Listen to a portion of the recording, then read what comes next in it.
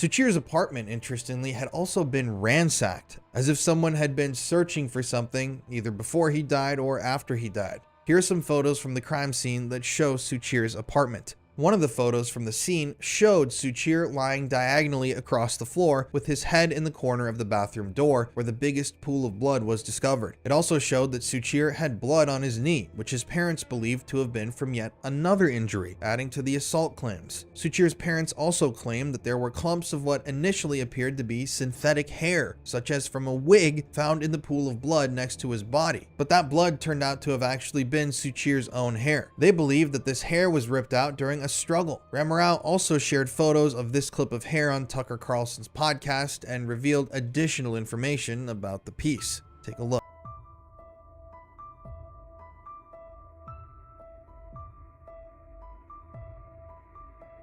Welcome back to Black Files Unlocked. We're pretty much continuing where left off. I feel really thrown off by this story. He didn't deserve that. Well, I don't think he harmed himself. And Suchir kind of hinted at that on his face, if I'm not mistaken. Well, let's get into it and remember to check out Colin Bruin's channel. Francisco. Looks like he's dripping blood straight down in a raindrop spatter pattern. So he's sort of hit from behind or from the side. And there's a small waste can that's knocked over. It looks like he's flossing his teeth because one of those little floss brush things flies out of, and you can see that on the floor. Then it looks like he's turned around and then is forced to sit down in his bathroom. The bullet goes through between the eyes, a little bit shading over toward the right temple, and then misses the brain again, and misses their own brain at that point blank range. It lodges between his C1 and C2 in the back of his vertebrae.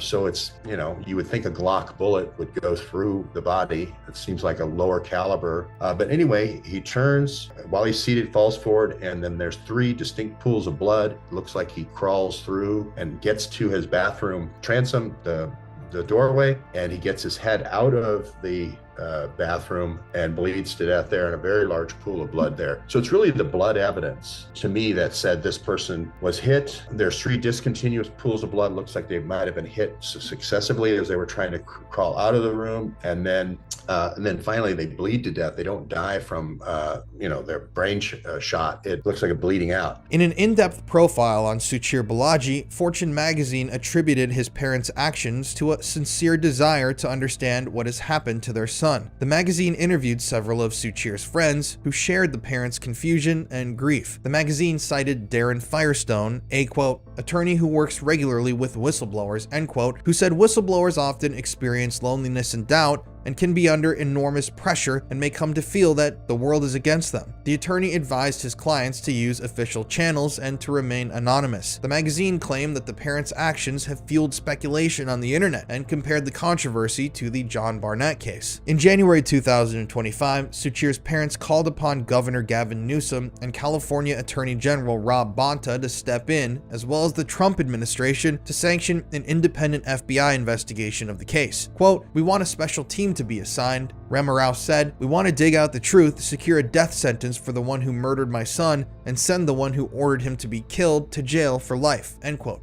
In an interview with CNN News 18, Ramarao went on to make public requests of the records of Suchir's case. We called, they say it was closed on December 30th. If it's closed on December 30th, then release the report to us, well and good. They're not even releasing the report. It's so vital to see the body cam video of the police, to see the crime scene pictures. Those are our rights. And there is Public Records Act in California. According to that, they cannot deny it. They have violated CPRA, California's Public Records Act, and we sued them for the violation of CPRA. But now we have to look at some of the major inconsistencies here in this case in general. There's the second autopsy. First of all, in an article in India Currents, Ramarao was quoted as saying that the San Francisco Police Department, quote, didn't even conduct a full autopsy. Within 40 minutes of arriving to his apartment, they didn't look at anything past saying, we'll take the body. We had doubts from the moment they shared the news with us, end quote. The SFOCME reported that Suchir had fired at himself in a way that made the bullet hit his brainstem, severing the brainstem, which caused immediate death. Ramarao and her husband then took Suchir's body to the funeral home, and she shared this story on Tucker Carlson's podcast. Take a look. We just checked with the funeral home and we discussed with them. And then they also said, looks like, doesn't seem normal. There's something very unusual here. You should do a second private autopsy. That's The funeral home suggested that. Yes. Both of us were also thinking, funeral home also suggested. We were shattered, obviously, right? We were completely shattered. We just didn't know what's going on. And seeing our son like that, and they said like his eyes are gone with the gun wound. Don't see his face. We couldn't see him. But the fact that the funeral home, which of course sees dead bodies every day, said to you, this doesn't look right, doesn't look like, we recommend that you get a second autopsy, a real autopsy. That's amazing. Actually, they didn't look at the body, they didn't look at any evidence, but the way the information was given to us and the way the procedures and policies need to be followed and norms were not followed according to them. Before they received the body itself, they said this doesn't look normal. According to an article in SF Examiner, the bullet took a diagonal path from Suchir's forehead through the base of his head and missed his brain. The initial autopsy report noted that the bullet passed through his facial bones, skull sinuses, cervical vertebra C1, and cervicomedullary junction of the spinal cord. Suchir's parents said he likely would have been alive for some time after he was shot and bled to death on the floor. Additionally, Ramarao reported that the second autopsy found an injury on the left side of her son's head, potentially indicating he had been assaulted before he was killed. There was also supposedly a broken cheekbone, secondary to this other injury, and the second autopsy revealed extensive lacerations and discoloration of Suchir's tongue, with a centralized, nearly oval-shaped defect at the distal. She claimed that this could not be explained by a wound to the forehead, which traveled at an odd angle, missed his brain, and lodged in the back of his neck. At the time of this recording, Ramarao has declined to provide anyone with a copy of the second autopsy report, but she continues to voice her concerns to the media and others. But there's also Suchir's mental status. Both of his parents mentioned in an article by the San Francisco Standard that Suchir had, quote, experienced significant stress recently due to quitting his job and actively seeking new employment, end quote, as well as mentioned that he had a lot of anxiety and fear after blowing the whistle on OpenAI, which could suggest a degree of mental instability. However, in an article in the San Francisco Examiner, author Troy Wolverton wrote that family and friends told him that Balaji didn't seem anxious about leaving his job or being a whistleblower. In fact, he was making the plans for his future, thinking about going back to school to get his PhD or launching his own AI startup. Additionally, the Examiner stated that his friends were highly skeptical of the report of his self-unaliving, saying that, quote, he was excited about what the future had, and I think he wanted to explore a lot of interesting ideas, and he felt some kind of freedom to do that, end quote. In an article in the Daily Mail, Suchir's parents revealed that he was receiving job offers and planning to speak at academic events. A recruiter from Jane Street contacted him on LinkedIn to discuss an open job for a machine learning expert, which carried with it an $850,000 to $2 million a year salary. Another exchange of messages asked Suchir if he was interested in speaking to 2 classes at the University of California, Berkeley, on November 18th, to which Suchir replied, "Shoot, I'm out of town." All of his friends and family indicated that Suchir was quite secretive. He had told no one that he had spoken with the Times until they published his article about him. And in an article published on Silicon Valley, his mother told reporters that while she immediately harbored anxiety about his decision to go public, going so far as to implore him to speak with a copyright attorney, she expressed pride in her son's bravery, stating, quote, he kept assuring me, "Mom, I'm not doing anything wrong. Go see the article. I'm just saying, in my opinion, there's nothing wrong with it. I supported him. I didn't criticize him. I told him, I'm proud of you because you have your own opinions and you know what's right, what's wrong. He was very ethical," end quote. She's really but holding Suchir's it parents down for had her no son. idea he was going to be a witness in the New York Times case against OpenAI. Even his closest friends said he didn't talk with them about why he was thinking of leaving OpenAI until he actually left. In an article with the Daily Mail, Suchir's mother also reported that he might have had more damaging information up his sleeve, and she believes that he was being targeted for it. You see, a few days after his death, Suchir's phone rang, and one of his parents answered. On the other end was an Associated Press reporter who, at the time, didn't know that Suchir was dead, and this reporter was calling to schedule an interview that Suchir had previously agreed to do. So, what information was he going to share with the reporter? What other things did Suchir know about that he hadn't made public yet or revealed at the time of his death? There's also some suspicious things with his apartment building itself. In March 2025, just a few months ago, Ramarao released footage from Suchir's apartment building in which he was seen getting into the elevator on the way back from his trip with his friends. He appeared happy and, to her, did not appear to look depressed or sad. In the footage, he went up to his apartment and then returned downstairs shortly to retrieve a brown paper bag, assumed to be his last meal, seen half uneaten according to crime scene photos, before he returned upstairs. Ramarao notes in her post on X that the camera inside the elevator had been disabled. But why? During Ramarao's interview with Tucker Carlson, she went on to discuss his last moments on CCTV and any evidence that she felt could be gained from it. Tell me what you know about what's been proven from the CCTV, from the surveillance footage about your son's last moments. Is there any evidence anyone came in or out of the apartment? No. Actually, even when our attorney concluded even at that moment, I mentioned to the attorney, look, there are 3 entrances to this building. One of them is gated. It has CCTV. Other 2 entrances don't have CCTV. And why are we ignoring that nobody came in, nobody went out? And also what we just recently discovered is his packages are missing. His roommate, or no, his neighbor in the apartment complex, he mentioned that they have a shared package room. They have a shared bin or basket or something. He's seen Suchir's package until December 31st.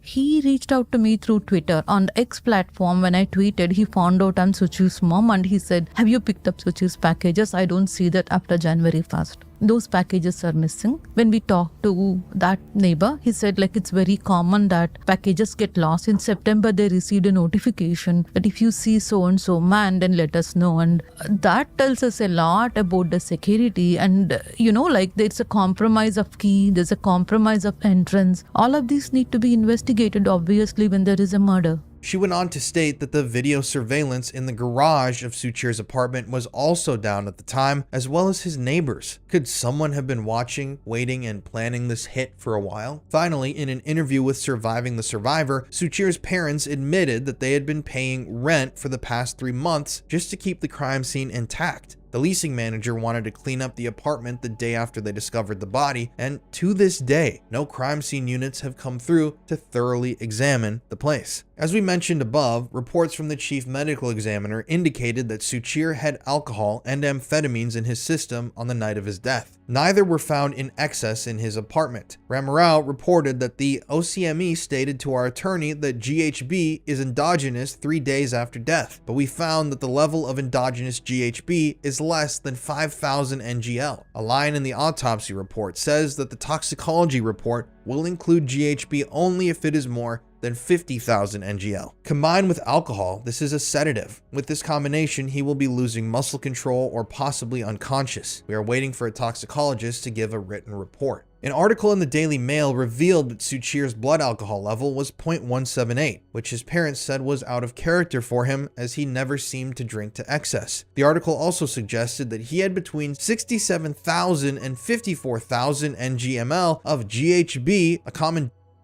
in his system. Those converted to NGL, which are the toxicology report standards, would be somewhere between 67 and 54 million NGL. Keep in mind that their reporting standards is if it's more than 50,000 NGL. We're looking at possibly 67 to 54 million, which would be way more than necessary to report on the toxicology report. If the OCME had checked the levels 3 days after his death, couldn't the levels also have changed over time? Interestingly, behind the scenes on the show, we investigated a rabbit hole here and looked up if a dead body would excrete drugs or other wastes post-death. This is related to a concept called post-mortem redistribution. Well, the internet said no, a dead body would not actively excrete drugs from itself. It can redistribute them throughout the body, leading to changes in their concentration in different tissues and fluids. Additionally, it stated that the longer the time after death, the more significant changes in drug concentrations can be due to putrefaction or decomposing and self-digestion. This also depends on where the sample is taken from, such as blood, urine, tissues, etc. And finally, microbial activity and environmental conditions play a role in drug degradation and distribution post-death. All that being said, concentrations of the drugs could have actually been affected 3 days post-death when those levels were taken. On X, Ramarao posted results of their own toxicologist report stating the effects of both on the body, saying the combined effects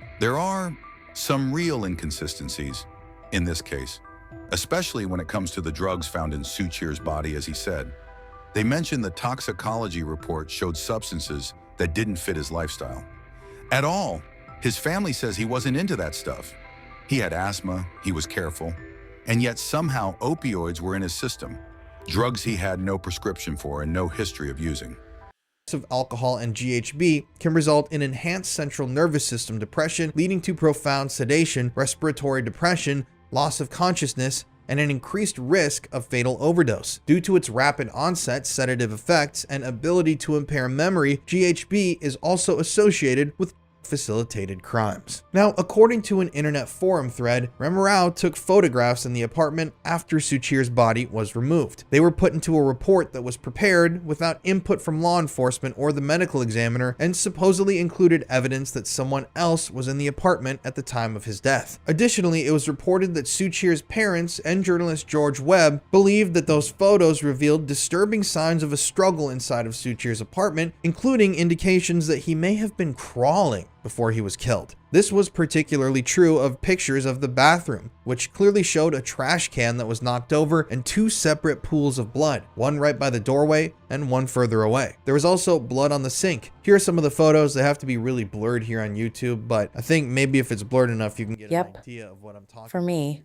the images and the crime scene is hard to look at. Blood splatter analysis come in and complete an analysis, but it would have been important in my mind and the minds of many others to gather this information and really analyze to find out what happened here. See, and his mom feels like the police completely overlooked signs that someone else was in the apartment. There were two mugs in the sink, the door was unlocked, and apparently there were fingerprints in places the police didn't even bother checking. They didn't pull hallway footage, didn't treat it like anything suspicious. They just called it accidental and moved on. Look. The second thing that jumps out is that there is a tuft of hair that's not hair. It's from a wig. It's from a wig. And there's a clip scene. It's okay. So tell us what that is for people who don't know. It's a part of a clip-in wig. Like there's some kind of plastic band or something that fits the wig on the head. We can see that coming out behind the door. And that's obvious evidence that no crime scene investigators or police can miss. They just ignored everything that showed murder and they picked up everything that showed a cover-up. But how could they ignore? So your son did not, I mean, he was a 26-year-old man, short hair from pictures. He's not wearing a wig, correct? No, he is not. Right. And his hairs are not his. This investigator's analysis looked at the hair from the autopsy pictures, that my son's hair, and this hair, this is not his hair. And the portion of the wig, the clip-in wig, has blood on it. Yes. Additionally, crime scene photos revealed an excess of blood, which Suchir's father, Ramamurthy, said was too much for a self-unaliving. A quote from Suchir's mother in an April 2025 article in the Daily Mail questioned all of these things. And she said, quote, "Why is there bleeding and a wound on his knee? Why is there a head injury? Why ripped tongue? Why is he spitting blood outside the bathroom where the crime occurred? Why was a found in the body? Why does the autopsy report not account for the wounds? Why doesn't the autopsy report include a metal object in the skull that was not removed? How can someone sedated themselves in a weird downward angle? Why is his cheekbone broken? All these questions are not answering the cause of death as made by authorities." End quote. Investigative journalist James Webb went on to explain information he got from the coroner's office early on, suggesting a major cover-up. Just check out this clip. I'd also gotten a leak 2 weeks earlier from the coroner's office. These death examinators, when something's being covered up, a lot of times they'll leak, and they said blunt force trauma to the head. That turned out to be true. I reported that over 2 weeks ago before I ever saw the scene. Plus blunt force bleeding, or bleeding from the nose and bleeding from the mouth, also bleeding from the private parts. Now that we don't know if the straight down blood drops of somebody kicking him in the or something from behind, and that's where the blood's from. We don't know the answer to any of those things yet, but it matched what the leaks were from the coroner's office. So for all those reasons, it looks like signs of struggle, looks like blows either to the area or to the head, and then it looks like he tried to crawl to get help and died in his pool of his own blood trying to do that. In an article for the Daily Mail, Wow. That's a lot of missed A information. second time by a bullet that was missed in the original autopsy that ruled his death originally as a self-unaliving. As we know, Suchir's parents paid for their own autopsy, toxicology, and other tests, and Dr. Cohen, the doctor in charge of the second private autopsy, demonstrated that the bullet was fired at a specific difficult angle as described by Ram Rao on Tucker Carlson's podcast. So Dr. Cohen's autopsy, and this is grisly, I'm sorry, but proves that the bullet was fired at what angle? Yeah, it's downward angle that someone cannot shoot themselves. Right. So in other words, if this were your son would have had to have held the gun to his forehead coming From down. the top.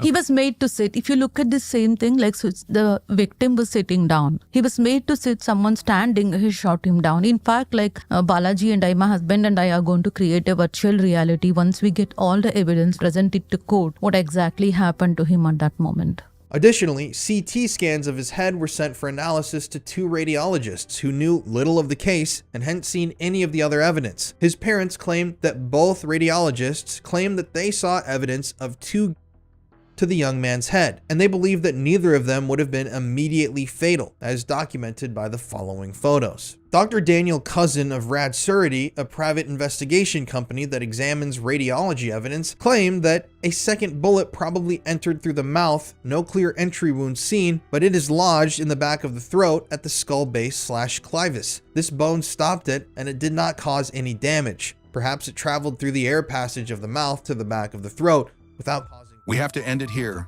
We'll be uploading part 3 Sunday. Thanks for watching, guys. So, like and subscribe for more of these videos. Enjoy your weekend.